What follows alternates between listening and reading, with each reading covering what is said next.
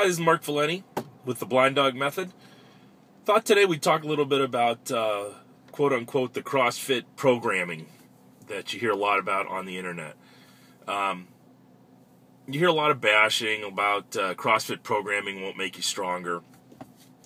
Anytime I read an article or see a video about that, I tend to just ignore it. Anyone who refers to CrossFit programming has probably never stepped foot inside of a box. There's no two CrossFit gyms that do things the same. One box may take things directly off the main site. Now, if you're looking to gain maximal strength, you're not going to get it through the main site. That's just not what it's for. It's a very generic form of CrossFit. There's nothing wrong with it. You're going to get in great shape just like at any box in the country. But it's not meant for maximal strength production. I spent a lot of time before I got into CrossFit, obviously because of the career I was in. I spent a lot of time training for maximal strength. I was nowhere near this, considered strong. I consider guys strong who are, Dmitry Klokov or Chuck Vogopol, these kind of guys. I was strong enough to do what I did. When I got into training of athletes, I spent a lot of time down at different places learning from people, and I think that really served me well when I became a CrossFit coach. I spent a lot of time at the beginning of my career at the University of Ashland with Judd Logan, just keeping my mouth shut and my ears open, and you'll still see a lot of Ashland style programming in our programming at Blind Dog. It's just one of my influences. That's why you have the banner hanging up. I kind of adopted Ashland University.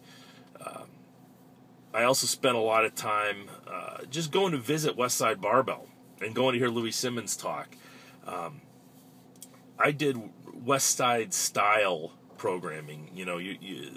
Dave Tate said it best that you don't do Westside training unless you're at Westside. But I spent a lot of time learning what Westside was about and about the way they trained, and it worked well for me. I went to Westside, probably 5 or 6 times. Saw Louis speak another 3 or 4 times. We even, Kerry Overfelt and I actually took him out to dinner one night in Nashville, Tennessee, and, picked his brain for 3 hours. And again, just keeping your mouth shut and your ears open and trying to learn from the best guys out there. So, conjugate training is a big part of our training at Blind Dog too. And conjugate goes along very well with CrossFit.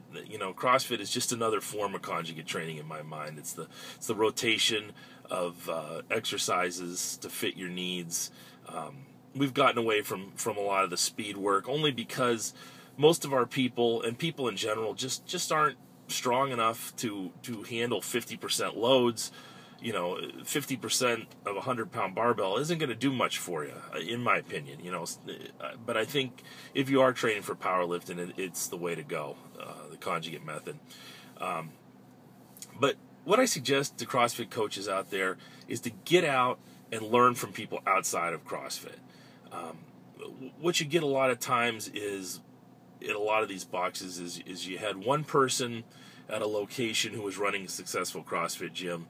You get people that come in, fall in love with CrossFit, decide this is what they want to do with their lives, and they want to spend all day in the gym, and they open up their own CrossFit gyms, and now you've got 4 or 5 watered-down versions of a product that may have been good or may not have been good, but now you've got these copies that aren't as good as the original, and the original might not have been that good to begin with.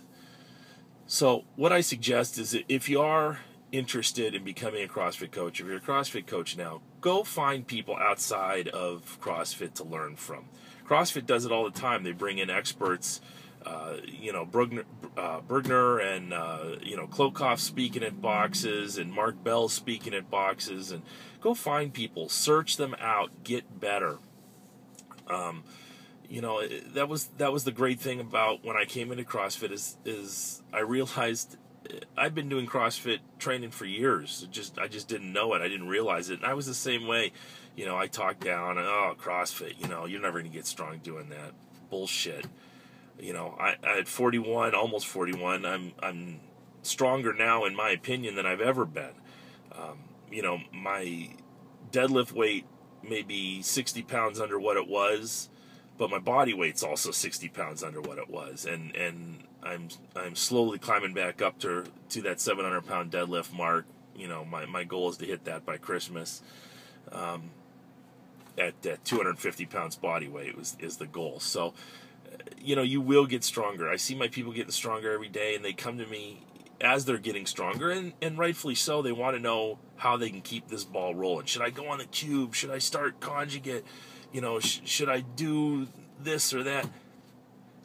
Everything works, and especially as new as most of these folks are to training, I think that there are a million different ways to get stronger, and they're all good, and I've tried most of them. I personally feel that our brand of strength training is the way to go, especially for CrossFit athletes.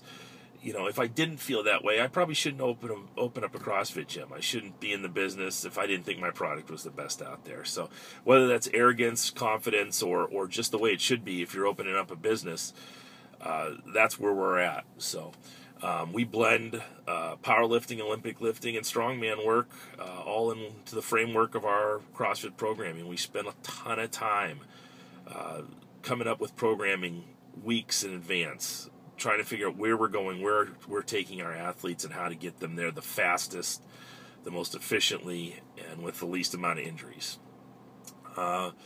So, in conclusion, if you're opening up a CrossFit gym, if you're in CrossFit, if you're in strength training in general, find out experts in the field.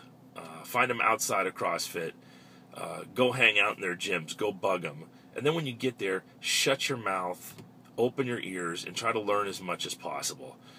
These people are usually very helpful, very accommodating. Without Louis Simmons and Judd Logan and John Smith and Joe Ken and the rest of the people who just kind of let us just go and listen to them, as long as we were respectful and realized that we weren't the experts in this field. These people are really cool about letting you learn as much as possible. And they appreciate the fact usually that you're willing to listen to their expertise and hopefully learn something from them. All right, that's it for my Sunday morning, and maybe we'll see you next week. Bye.